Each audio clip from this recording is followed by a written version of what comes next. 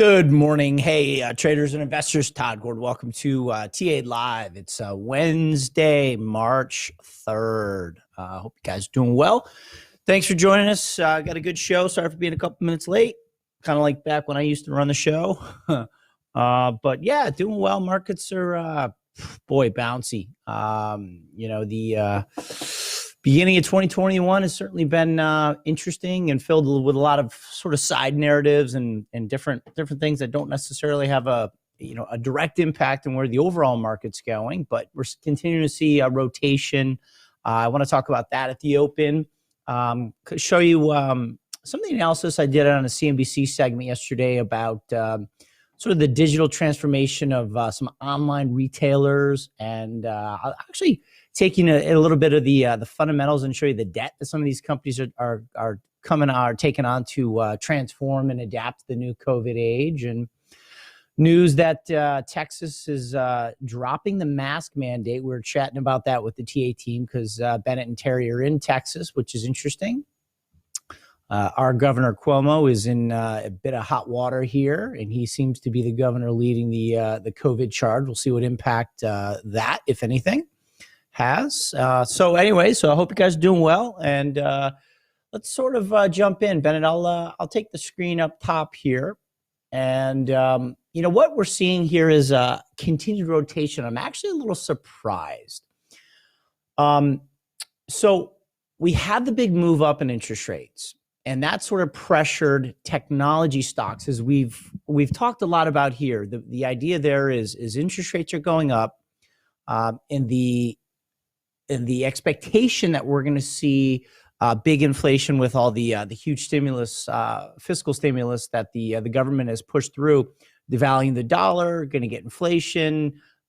Supply chains are limited, as you guys are maybe paying attention. A lot of some car companies and other industries are impacted by the shortage of semiconductors, and as the shortage of goods go up because the supply chains are still constrained, that generally leads to price increases, which is inflation. So what that means is, again, just going back to economics 101 in college, if the value of your dollar now compared to 20 years from now is much less, that fixed coupon payment that you're getting from your bond is worth less in the future. So people sell bonds, pushing interest rates up, which then entices people to come back into the market as interest rates go up. So that's what this whole thing is.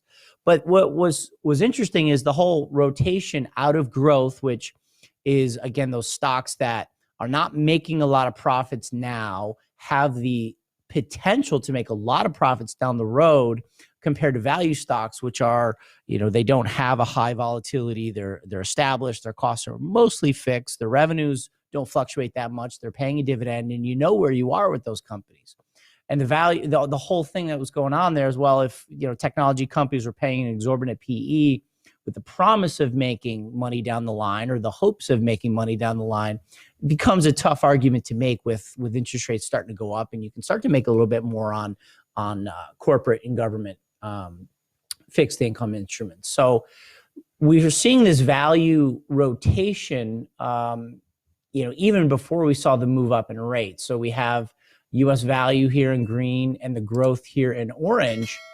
And you can see that right around the end of 2020, we saw value moving across this sort of very important divide here. This is going from lagging into leading. Okay, so we had the actual move in the first of the year as growth is going from the leading down into the lagging. And then what you saw is, then we saw the first month, which is January into February, we saw growth starting to go up, and we were thinking we were going to hook back, and then value was going to drop back into the lagging. But what just happened was, watch this. So here's the date right here, February 12th. Bam. We just saw a pretty nasty hook. And that was the move up in interest rates. So growth started to threaten or start to flirt with going back into this, coveted green leading quadrant. But then it just did a nasty left-hand turn, and it's starting to head back into the lagging quadrant where value just did a big move up. So I'm like, wow, here we go. We've talked about interest rates being into resistance. And let me just see if I can bring this over here quickly. The 10-year yield did move up into resistance, is not broken. And this is all very much related to what I was saying.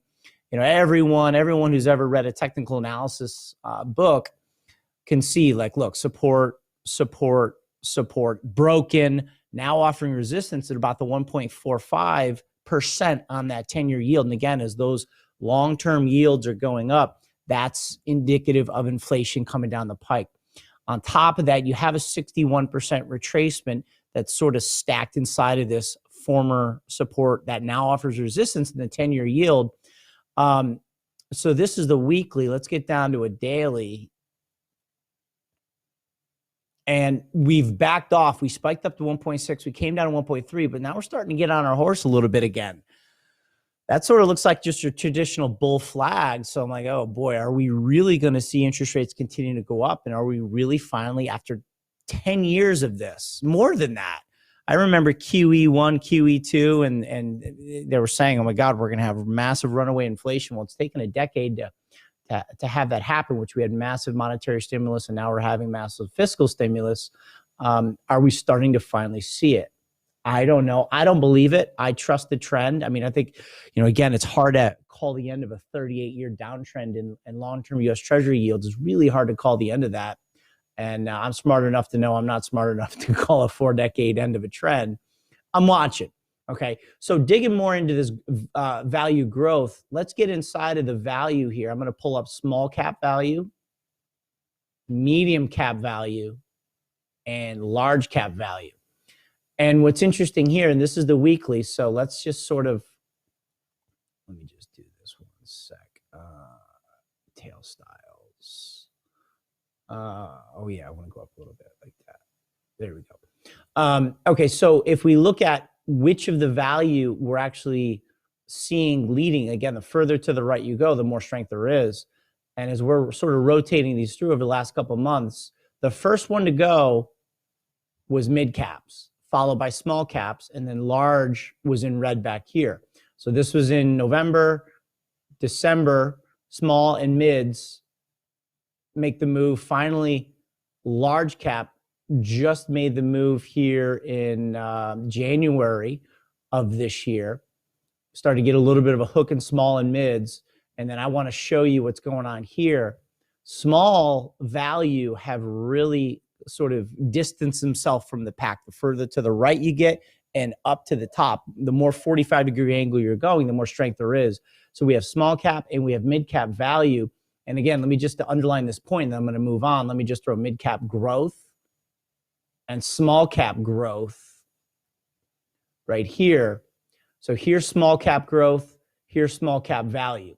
There was a period, guys, where it wasn't just all value in December, January, and into February over the last 3 months. It wasn't just all value outpacing all growth. It was small and medium cap value and growth outpacing large cap tech, which is basically FANG being put on the bench.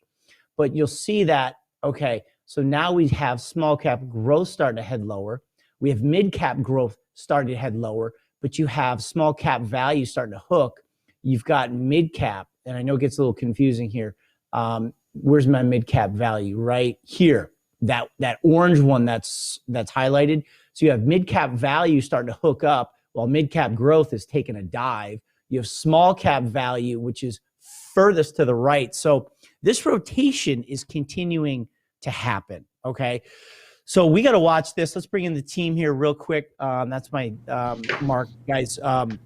I think rotation, and specifically within the portfolios that I'm running at my wealth management company, we might need to really look at continued rotation, guys. What do you think? Good morning, my illustrious, beautiful TA team. How you guys doing? Morning, boss. Hey. What's happening? Nothing. Nothing. So what do you guys think? What's going on with y'all, Texas, y'all? We get to open back up next Wednesday, and we don't have to wear masks anymore. That's interesting. But I think it's too early, personally, but that's just me. I don't have my COVID shot yet.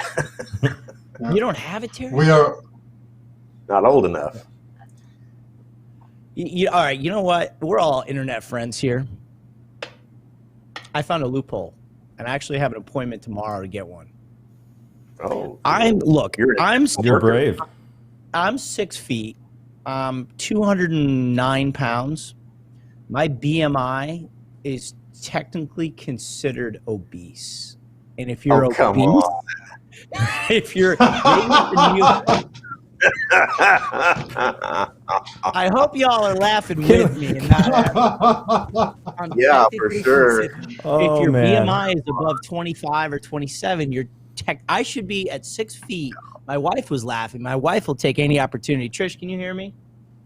She'll take any opportunity to take a shot at me. There's no doubt about it. But she's like, you are not. She's like, you're lean and you have I have strong muscles from skiing and working out. She's like, you're not obese, but it's a loophole where I can get in there. Terry, I'm just going to stop. I'm not going to insult, but I don't know where your BMI is. But you might be able to slide it. Higher than yours, Todd. I think we should be good to go. I got to wait until we can go. So they're working them their way down the list. It's crazy that I was looking at my BMI. I'm supposed to be 170 pounds at 6 feet. Yeah, right. You'd be skin and bones. Yeah. So anyway, what version are you getting? Do you know if you're getting the Moderna or the Pfizer or Moderna? Yeah. Yeah. Okay. Cool. I mean, whatever. Dolly Parton just got it, so it's fine. Yep. It's good to go. Here, just a quick update. Here we are facing a total lockdown again. Really? But But we have all 4 vaccines to apply. Whenever you make an appointment, tomorrow you are on, if you like.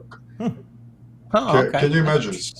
That's not bad. And you have 4 of them on table, and they ask you to choose. You have Chinese, Russian, Pfizer, and Moderna. Really? Yeah, you can choose. It's amazing, All right. Serbia is actually, it's crazy. Let's get it. Yeah. Let's get it. We should have like coffee talk later on. Maybe we'll do a 7 a.m. coffee talk where we're all waking up and just shooting the breeze like Linda Richmond. Remember that Saturday Night Live? I was gonna say we need another stream. So. Yeah, right. There are more streams coming, by the way. We're just trying to fit too much in this stream, so we'll be doing more of these shows. Hey guys, throw a thumbs up if you don't mind. Let that evil Google algorithm, AI, artificial intelligence that'll soon run our lives. Let us know that you like this content. Love my TA team. So let's go in. Next on the schedule, we have the Elliott Wave pilot himself, who's actually a pilot, Bennett Tyndall, who is. Bennett, did you do that YouTube video yet for my new build? I did. I'm actually about halfway done with it. I put together a little vlog style, so it'll be out later today. Wait till you guys see. Bennett he's just a talented guy. He's better than me at Elliott Wave now. He's building a PC. I am blown away how good he is at it. I had no idea you were this good at it, B. So he's doing a YouTube vlog and everything he put into it. And look, a lot of you say, you don't need the computers to trade and invest in all the monitors. You absolutely don't. But when you run a trading business and you have 12 pieces of software and video streaming and charts and this and that, to run a trading business, you need high-powered machines. So don't think to trade you need to go out and spend a bunch of money on a computer. Anything will work. All right, I just want to make that clear. All right, Bennett, take us into the hard right edge of the chart. Sounds good. Let's do it.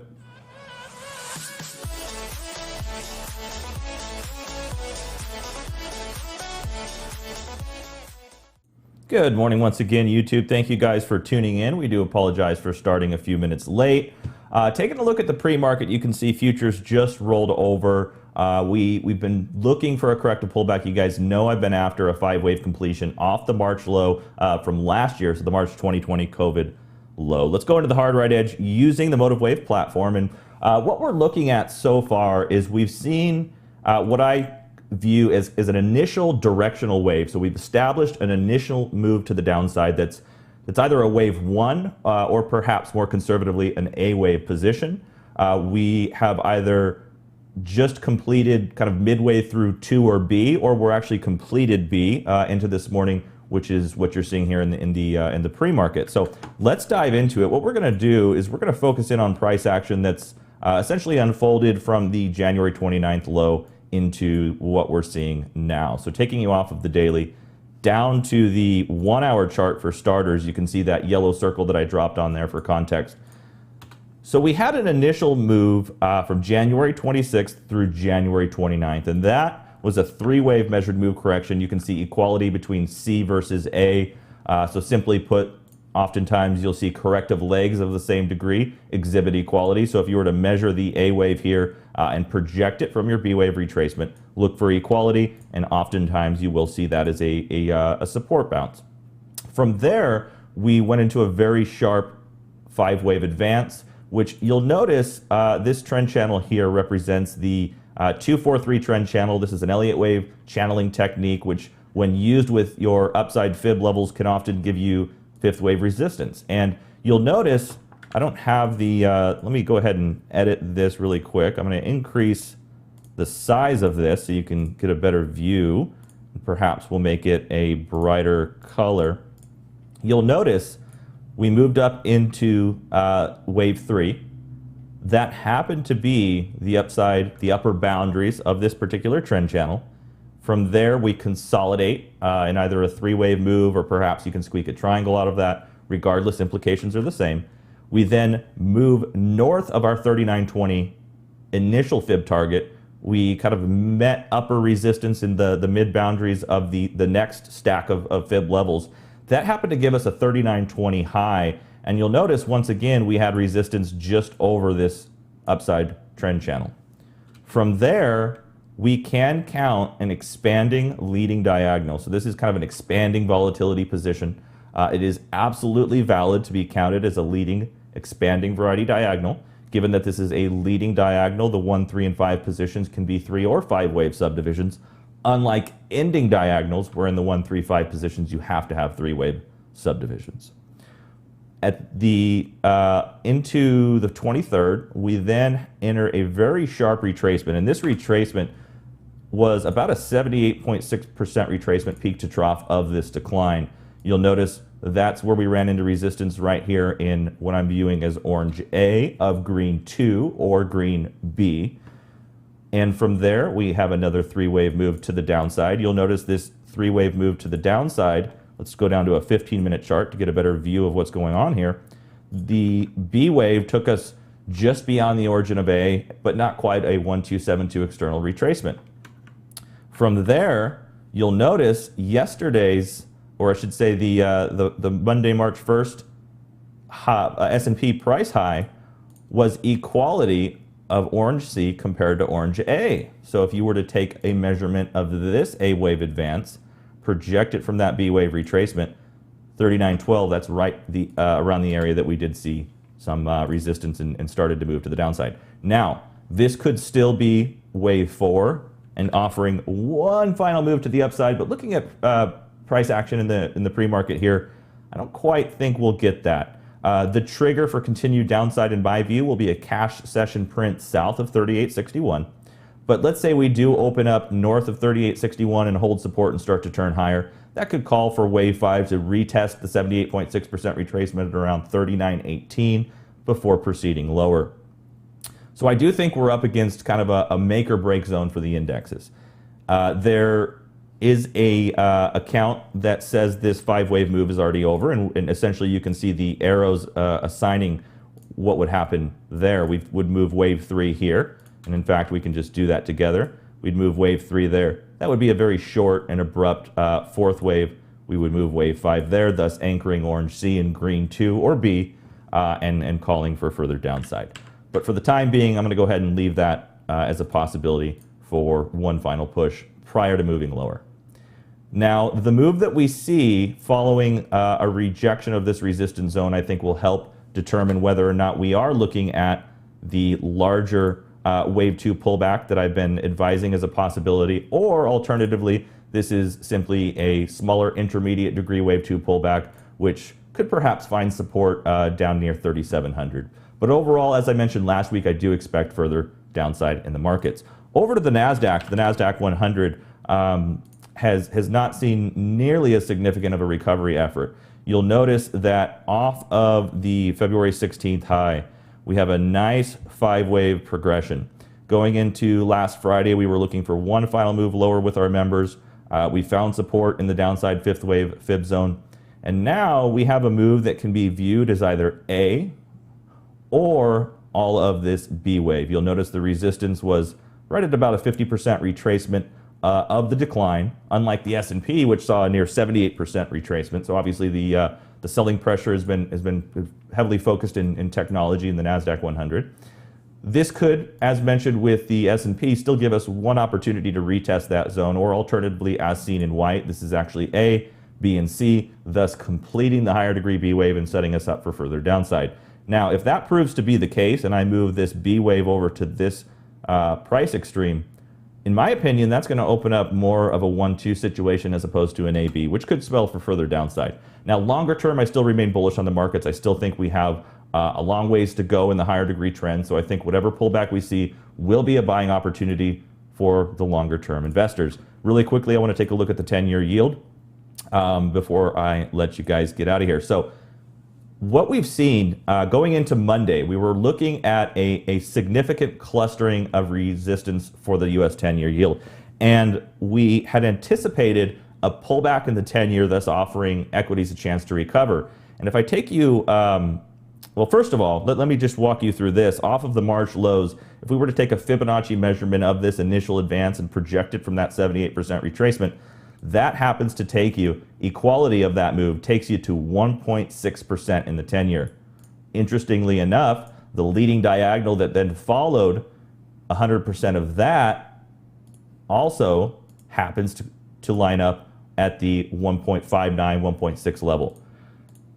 Inside of the move that we've seen out of this orange wave 2, taking you down to a 20-minute chart, this is what we had identified on the smaller intraday time frame. We had a 1.5 to 1.6 area of resistance, equality of 5 and 1, and a 1.618 projection of this wave 1 here. In fact, yesterday in our strategy video update, we were looking at the 5-wave completion possibility, looking for a move back in B, ultimately finding support between 1.3 and 1.4. I do think we find support here and move higher in the 10-year and see further downside in the markets. And what's interesting about this interpretation is if this is accurate, this gives us a consolidation, a move beyond those multiple degrees of trend, the resistance at the 1.6 level. This gives us kind of a back test of that, and then ultimately perhaps moving up towards 2%. We'll see. We'll see. We've got a lot to chop through there. Obviously, a lot to be determined. Interesting dynamic at play here. So we'll keep our eyes on the charts, take it one wave at a time, and that's it for me. Back over to you, Todd. Nice. Yeah, that'll be interesting. I'll show you guys after. I'm going to send it to Terry here. I have a hedge, a butterfly in the NDX to hedge my tech portfolio. I'll show you guys that on the other side. If we do hold 1300 in the NDX and that sort of ABC pullback that Bennett just mentioned, I'll cover that hedge and try to re-hedge higher if we get the bounce from that move. So let's take a look at sector rotation. As I mentioned at the top of the show, it's kind of the lifeblood of this market here. Rotation is really, really key. Sector spin, Dr. Terry. I don't think we've settled on a final name, but we will. Terry, take it away here.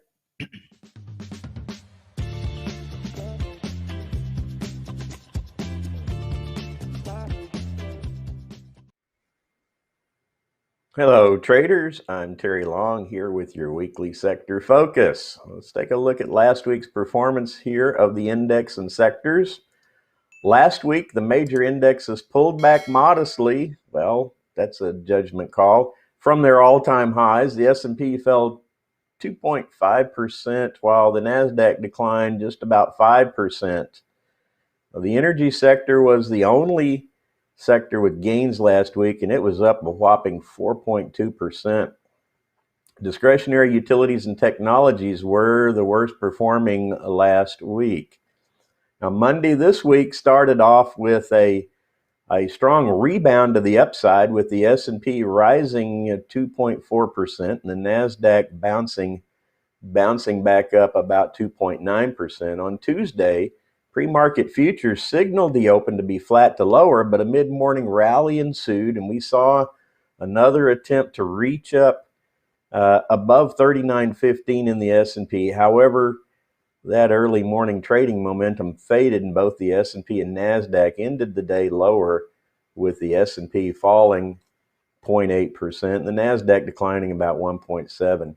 Leading sectors so far for Monday and Tuesday's trading here is materials, financials, industrials, and energy.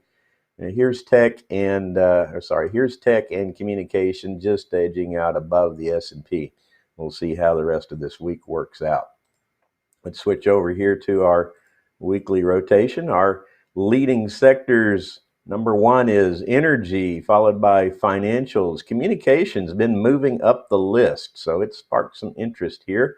Materials moving down the list. Here's technology and consumer discretionary. Now note that industrials had been moving in the southwesterly heading. Industrials actually has moved down into the lagging group here. The communications sector, let's take a look here. You can see here technology and discretionary formed these hooks last week, but the communications sector seems to be so far unaffected by the recent market fluctuations and is continuing a move northeasterly into this leading quadrant. Now, because of this, we're going to take a closer look inside this sector in just a moment. Now, over here in the improving quadrant, real estate has joined healthcare in the improving and is showing some increasing momentum here. But healthcare still seems to be hesitant to move in any direction, appears to be continuing its underperforming mode. Staples and utilities are also seen heavily underperforming the benchmark down here in this lagging quadrant. So let's jump on into communications because it's been showing a nice northeasterly header here. It continues to rise in the list, now spotting in the number 3 position, having moved ahead of materials, technology, and consumer discretionary over the past 3 weeks. So still not all the stocks in this sector are wholesale moving together. So we still need to be selective, even though communications continues to see rising momentum overall. Roku, which has been and still is our leader, is experiencing more consolidation and momentum decay. It's likely experiencing a larger degree correction as it comes off of its all-time high tops here. So I think we've got more room to go. I've drawn a simple uptrend channel here from these previous lows. You can see we are hovering around the 50-day moving average, but it's quite extended. There's a gap. I think more consolidation possibly in play with Roku as we're starting to see it shift down and to the left here. Now, CBS Viacom is steadily moving higher along with Discovery, taking out also here multiple resistance zones. So beautiful chart here on this broadcast company here. And riding high above the 20-day moving average. Nice trend in progress here with this guy. Twitter has recently challenged its all-time highs and has pushed to new highs, but is possibly struggling a little bit right here. We'll have to see where that goes. Google also, here's Google. This is the largest market cap stock in the communication. Google is also testing all-time highs. You can see we've kind of come into a zone here since about basically the whole month of February. So we need to break through again to this zone if we think we're going to continue higher here. But Google's had a nice strong run. Also, the continuation pattern is for increasing strength and increasing momentum in Google. There's one other in here that I know I talk about a lot, and this is EA, Electronic Arts. Electronic Arts seems to be rejecting, if you notice that, let's go back and animate the charts a little bit. You can see the rotation where it looked like EA was pushing very strong and may possibly move over here into the leading quadrant just a couple of weeks ago. But then it suddenly and rapidly decided to move into a consolidation period. And so it failed to breach over. And so here's my chart on EA. Here's an August 6th high, and it looks like we've tested that August 6th high and rejected from it. So possibly there's a new uptrend support that we need to identify. This is an unconfirmed support, but we are hovering here and bouncing off potentially the 200-day moving average. But again, overhead resistance on EA at 146. Switch over here to this group here. I want to show you that the communication sector contains the following 6 industry subgroups, which I have shown here in their own RRG chart. Now on the table on the right, they're listed in order of highest relative strength. And so let's walk down the list. We've got number 1 is media agencies and broadcasting entertainment, internet, fixed line communications, and mobile telecom. 1, 2, 3, 4, 5. I'm missing one. Publishing. Publishing got lost here somewhere during my updates. DJUSPB, I think. There's that publishing index. Let's put that back in there. And so the publishing index and this internet index are the 2 that I'm interested in here, because they're showing another rising trend similar to the overall XLC. We're seeing media taking a fade, but media's relative strength is really way out here. So this is very high relative strength. Even though it's lost some momentum, it's down here, it's going to continue to outperform the benchmark, and so is the broadcasting and entertainment groups here. All right, in the lagging quadrant, we have our fixed line telecom and also mobile telecom, which, interesting enough, is starting to form a bit of a hook here. But fixed line telecom has been on a significant and sharp downtrend here, losing momentum and underperforming the stocks. So let's go on here and take a look. I want to start off with the media agencies, and I've got them similarly ranked here. So inside the media agencies, Boston Omaha Corp is in the strongest position, followed by Criteo, and also Nielsen Holdings here. This one here is Zoom Info Technologies. It's got a nice northeasterly heading and is with that kind of vector, it's positioned to continue its outperformance. Don't confuse this with the Zoom videos that we use. I don't think this is the same. This is Zoom Info Technologies here, but it's kind of a choppy trend. But we are certainly moving higher in an uptrend there. Let's move on to the next group, which is the broadcasting and entertainment group. You should recognize a few names here. I'll pull this list over. It's again sorted. I'm not sure I recognize this one, that this is a subscriber-based internet TV, Fubo TV, but you got AMC Networks, Discovery, Viacom, etc. Moving down the list, here's Disney.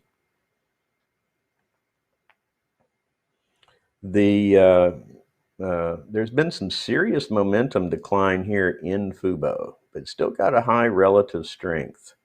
So it is in some type of decay. You can see the price chart. You can see it really started picking up, accelerating back in October, pushed to an all-time high here of 61. Big sharp correction here, possibly some kind of a triangle formation going on here in this guy.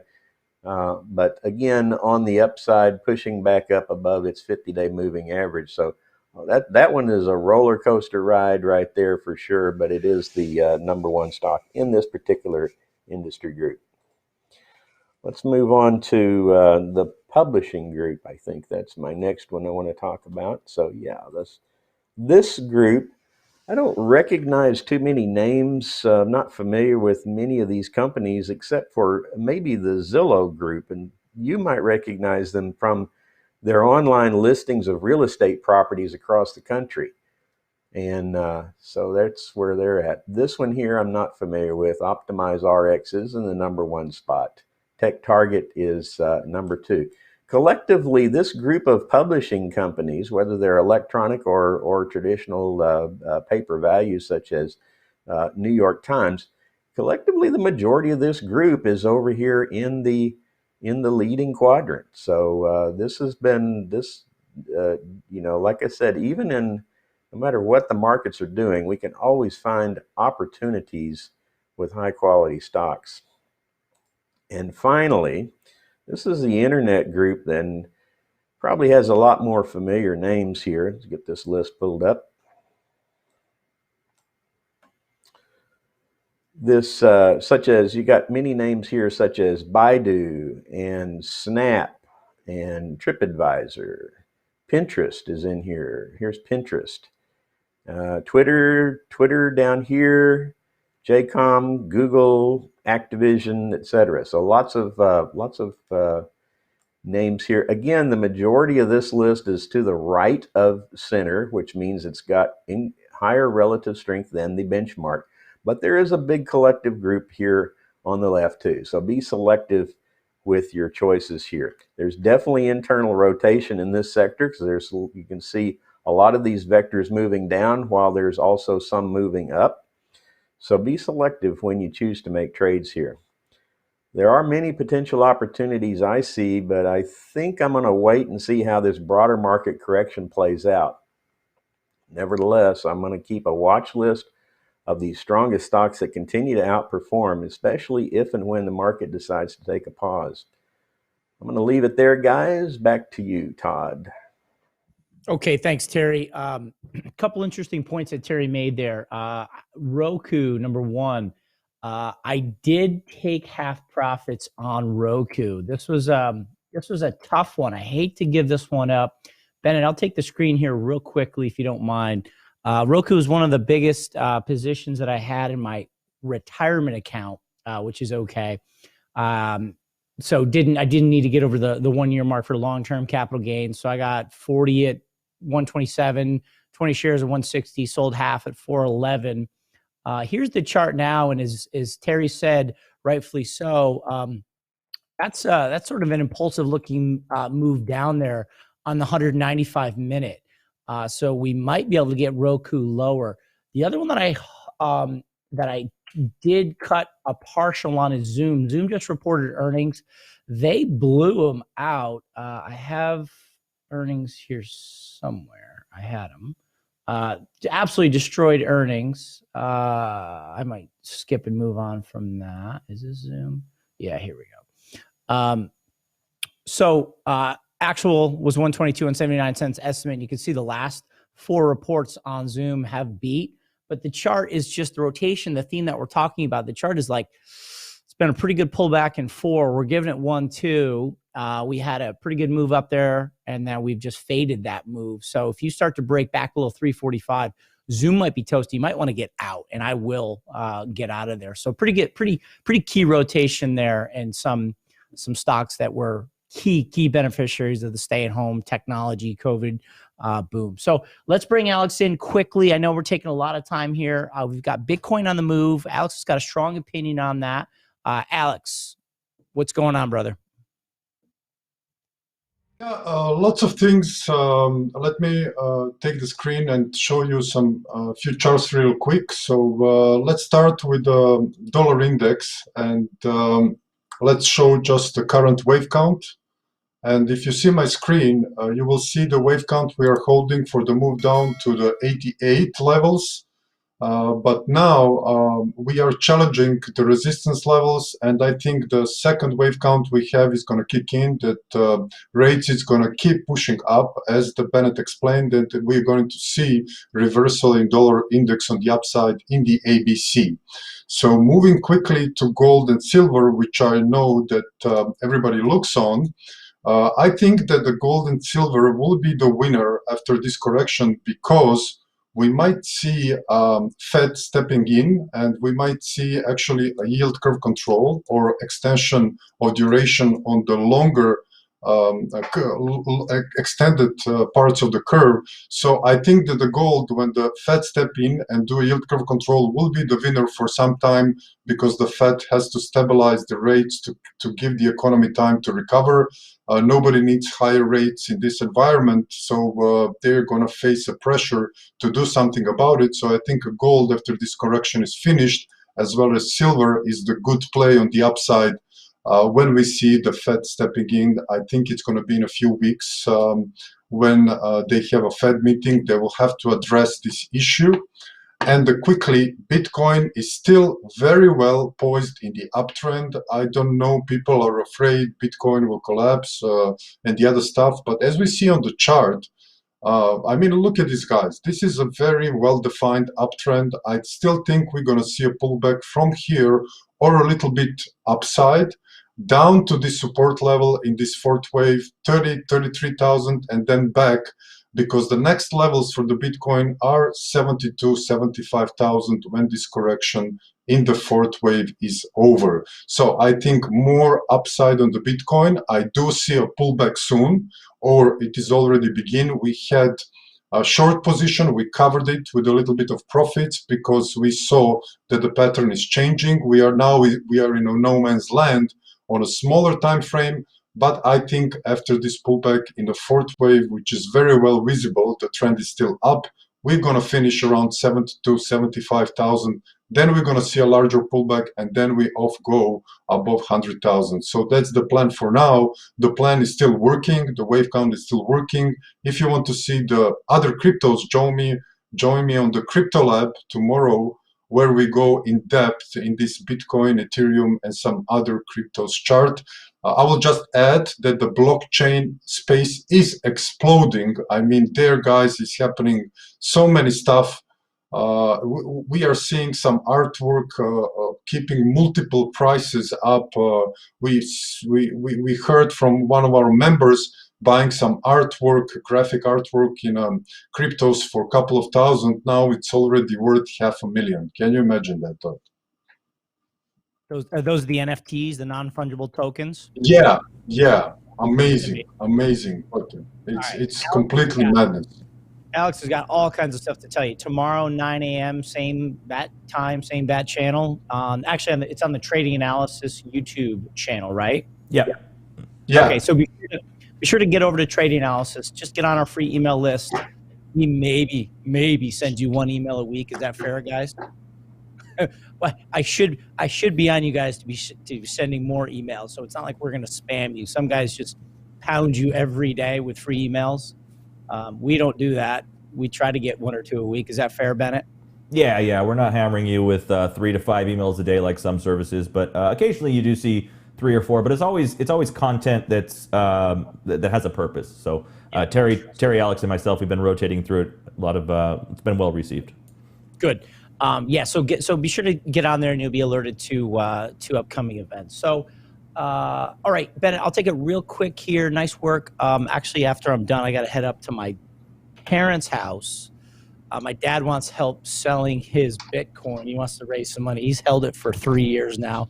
He's like, Todd, I have no idea how the hell to get into my Coinbase account. Is the money gone? I'm like, oh, God, here we go. So, yeah, he's held it. He took profits. I don't know, God.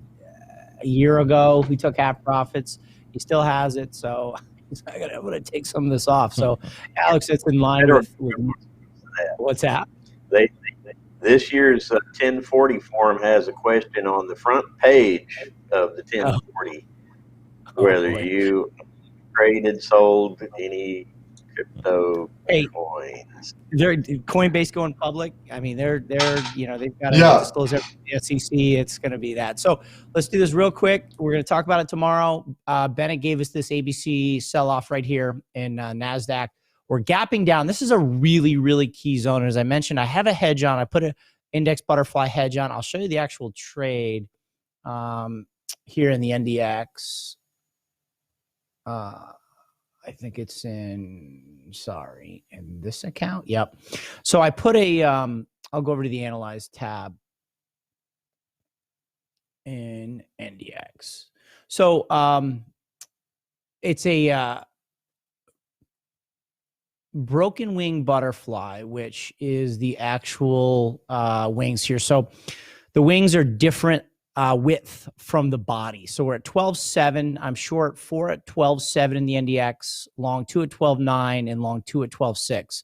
So what that means is there's 100 points difference between the lower wing and 200 points difference from the upper wing. So by pulling that lower strike up, you get more negative delta, which gives it this sort of negative bias, which, you know, if we were to just collapse by March 5th, I make 13 grand.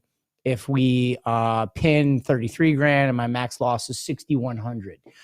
So, you know, the way I was looking at it, guys, is I was talking to Bennett, and it's like, Bennett's like, I don't know about shorting down here. And I'm like, I agree. I mean, I was losing 30, 40 grand a clip in my portfolio. I'm like, I'd rather spend the 6. I believe that Bennett's right, that we're going to get a bounce. We're starting to get a bounce. But again, just from a portfolio hedging point of view, I just didn't want to continue to bleed that money. I'd rather risk the 6. And if we do just absolutely collapse in these raising rates. So if we do start to hold, and this is going to be the key focus today, if we do start to hold this 13.2 to 12.9 as Bennett laid out, I am going to take that fly off, and then we're going to try to play it on the upside. And then once everyone is convinced we're out of the woods, as we have laid out here, ABC correction within a longer term 5-wave downtrend, that could be trouble. So it's going to be interesting. I feel like I had something else to say. Nope, that's it. Guys, great show. Let's bring the whole team back in. Please throw a thumbs up on that YouTube window if you don't mind. Let this content, if you think it's helpful, get out to more people, because there's so much good content on YouTube. I think it's more enjoyable than TV these days. I think you'd all agree. Check us out at tradinganalysis.com. Wealth management is coming up. I've got my test booked for my Series 65. I was going to do some analysis on Starbucks and Chipotle, showing the relative rotation. We did CNBC on that yesterday. Didn't have time. We ran out of time on the show.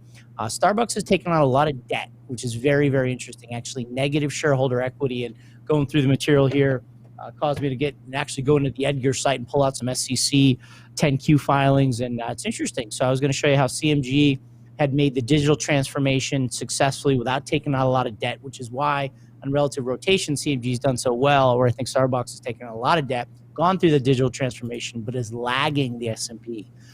So certainly interesting there. We'll save that for another time.